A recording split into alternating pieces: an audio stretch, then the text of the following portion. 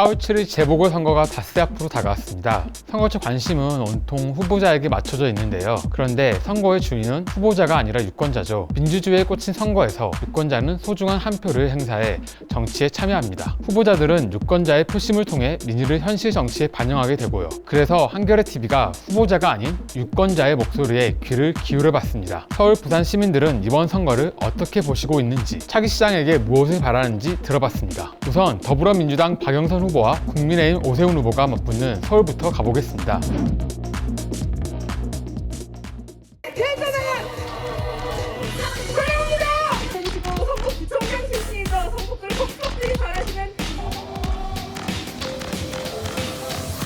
뭐 어떻게 누굴 찍어야 돼? 그래도 뭐 예를 들면 부동산 문제도 있고 교통 문제도 있고 이제 다 사는데 그걸 신경 안 써요. 우리 살기도 힘든데 그것을 신경 써가지고.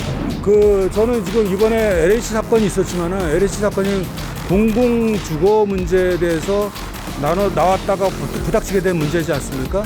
만약에 이게 표류를 한다고 해도 공공주거 정책이 필요한다는 건 저는 바람직하지 않다고 봅니다. 그럼 공공주거 정책은 계속 실현이 돼야 되고, 그 다음에 청년들을 위한 주거 문제, 그 다음에 노약자, 소외계층을 위한 주거나 어떤 복지 문제는 계속 진행이 돼야 된다고 생각합니다. 아무래도 점점 아이들 키우기가 좀 어려워지는 그런 상황이만 되고 있는데, 그럴 때일수록 좀 이 시에서 이렇게 좀 적극적으로 좀 많이 도와줘서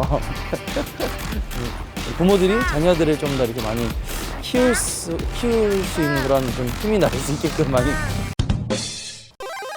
아무래도 주거 문제가 가장 큰 청년들의 문제이기도 하고 고민이기도 하고, 아무래도 주거 문제가 해결되어야 뭐 저희가 마음 편하게 직장을 잡는데도 뭐 어려움이 없지 않을까 이런 생각 갖고 있습니다. 결혼 문제도 포함이 되고요. 네.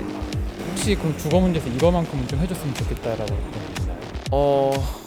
일단은 공공임대주택 좋은 취지예요. 근데 그거를 뭐 임대료 상한선을 두고 뭐 이런 식으로 하는 것보다는 정말로 그냥 그 민간 기업들한테 자유 경쟁을 시켜가지고 합당한 가격으로 이제 가격 안정이 될 수 있도록 경쟁을 뭐 규제를 풀어주는 게 장기적으로는 좋다고 생각하고 있습니다. 네.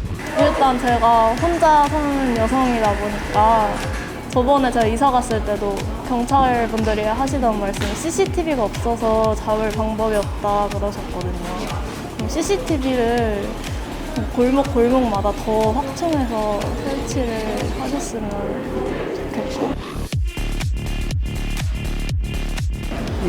여기 바라는 정책 같은 게 혹시 있으신가요? 그렇죠. 주택 정책이죠. 우리 주는 무너진 것 같아.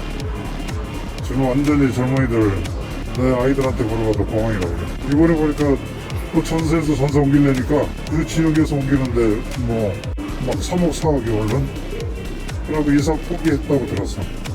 집값 같은 거라든가 세금 살고 있는 집인데도 불구하고 뭐 공시지가가 막 올라가면서 의료보험 많이 올라가죠. 뭐 이거저거 세금 문제라든가 뭐 재산세라든가 뭐 종부세 얘기까지 나오니까 이건 집 한 채 가지고 사는 사람들은 너무 난감하잖아요.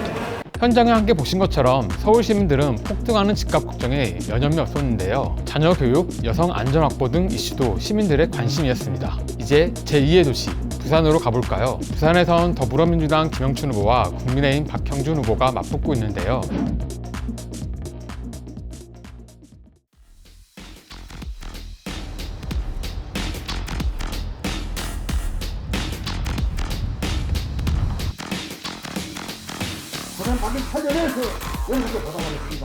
혹시 부산 관련해서는 좀 이런 게 조금 어렵다, 부산에서 시민들이. 일단은 고령화 시대다 보니까 이 모든 게 막 어렵습니다. 이거는 사회가 잘 안 돌아간다고 봐야죠.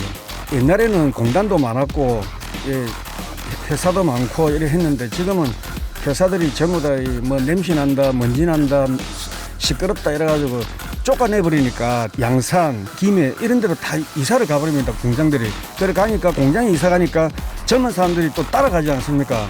따라가고 이러니까 노령화 도시가 돼가지고 고령화 도시지. 그러니까 그러다 보니까 모든 게 어렵죠. 경제가 좀 잘 돌아가게 하기 위해서는 이 상거래가 잘 돼야 되는데 아무래도 젊은 사람들이 일자리가 많이 없으니까 빨리 하루빨리 이제 젊은 사람들이 일을 할 수 있는 그 터전을 만들어 줬으면 하는 거에 게 제일 큰 그런 것 같습니다.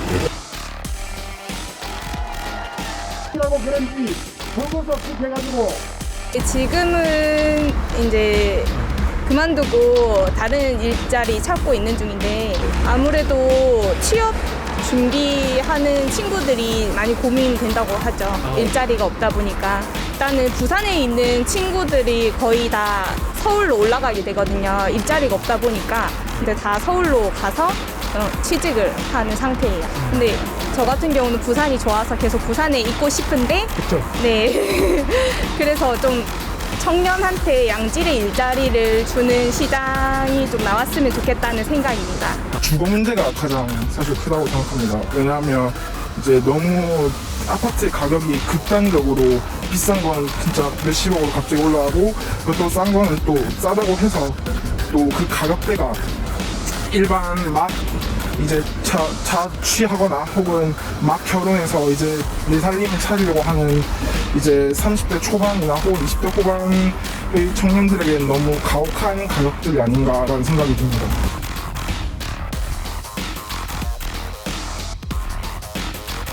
경기도라든지 서울 같은 경우는 각 5당, 국민 1인당 뭐 이렇게 해서 지난 지원을 나갔는데 부산 같은 경우에는 소상공인들, 경제 위주로만 생각을 하셔서 그들 위주로만 지원이 돼서 1인당 제한 지원금이 부산시에서 주는 거는 좀 없지 않나라는 생각이 들어서 없을 수도 있지만 다른 도시하고 왜 차이가 나는지 그거에 대한 그 말이 좀 없는 것 같고 궁금증을 했었던 것 같다라는 그 생각을 좀 했었거든요. 차기 부산시장이 좀 누가 되든 간에 그런 부분적인 지원이 좀 필요하다고 생각합니다.